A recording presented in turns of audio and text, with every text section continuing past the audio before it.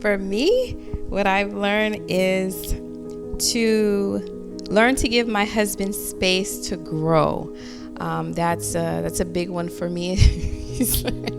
And you can see he can agree to that, especially in the very beginning stages of our marriage. When we had our first child, I did not allow my husband to grow in being a father, a first-time dad. I was always picking at the things he was doing wrong, right? Or at least to me, they were wrong.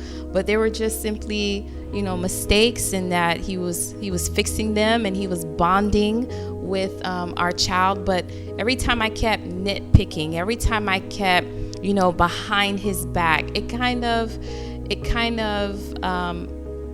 messed up his bonding time with his daughter. And I could see it in his face, and he would tell me, why do you do that? Look, fix your face. And I had a face that I was doing that I wasn't even acknowledging. So first thing that I learned is to allow my husband to grow, allowing my husband to grow in being a dad. Yes, and allowing him to have those bonding times, and that it's okay to make mistakes. They're going to make mistakes, and it's absolutely okay to make mistakes. But it's those moments there that, they're making the mistakes, but also cherishing as well.